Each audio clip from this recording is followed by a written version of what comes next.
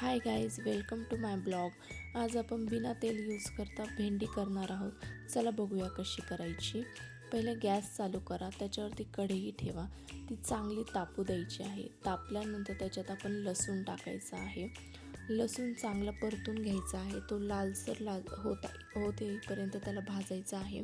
भाजल्यानंतर आपण त्याच्यामध्ये थोडेसे जिरे टाकायचे आहेत। जिरे चांगले तडतडू द्यायचे आहेत। त्याच्यामध्ये लसूण आणि जिऱ्याला चांगलं परतून घ्यायचं आहे। मंद आचेवरती गॅस ठेवायचा आहे। त्याच्यानंतर आपण त्याच्यामध्ये कढीपत्ता टाकणार आहोत। कढीपत्ता, लसूण आणि जिऱ्याला चांगल्या प्रकारे आपण भाजून घेणार आहोत आणि हे सगळ्या गोष्टी आपण मंद आचेवरती भाजणार आहोत। फुल गॅस ठेवल्यानंतर हे करपण्याची शक्यता आहे, पण जशी गरज पडेल तसं आपण त्याच्यामध्ये पाणीसुद्धा टाकू शकतो। जर कांदा असला असता तर आपण त्याच्यामध्ये पाणी टाकून कांद्याला चांगल्या प्रकारे भाजून घेतलं असतं, पण आपण कांदा न टाकता व्यवस्थितरित्या हे शिजू देणार आहोत। आता याला चांगल्या मंद आचेवरती भाजून घ्यायचं आहे। हे भाजत आल्यानंतर याला व्यवस्थितरित्या भाजत आणायचं आहे। आता याच्यात पाण्याची गरज नाही म्हणून आपण पाणी टाकणार नाही आहे। देन त्याच्यानंतर आपण याच्यामध्ये टमॅटो टाकणार आहे। टमॅटोला स्वतःचंच पाणी सोडतो, त्याच्यामुळे आपण याच्यामध्ये पाणी टाकणार नाही आहे। व्यवस्थितरित्या टमाटर, लसूण, जिरे, मिरची आणि कढीपत्त्याला चांगल्या प्रकारे आपण भाजून घेणार आहोत। आता याच्यामध्ये ही चिकटण्याची शक्यता आहे, याच्यामुळे आपण त्याच्यामध्ये थोडंसं पाणी टाकणार आहोत। पाणी टाकल्यामुळे ते व्यवस्थितरित्या शिजू शकतं, त्याला हे चिकटणार नाही किंवा करपणार नाही, त्याच्यामुळे आपण त्याच्यात थोडंसं पाणी टाकलेलं आहे। पाणी टाकल्यानंतर त्याला थोडंसं शिजू द्यायचं आहे व्यवस्थितरित्या, त्याचा कच्चापणा पूर्णपणे जाऊ द्यायचा आहे।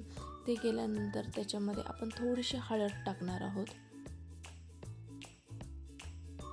हळद टाकल्यानंतर त्याला हळदीचा कच्चपणा जात नाही तोपर्यंत त्याला थोडं पाणी टाकत आपण त्याला शिजू द्यायचं आहे।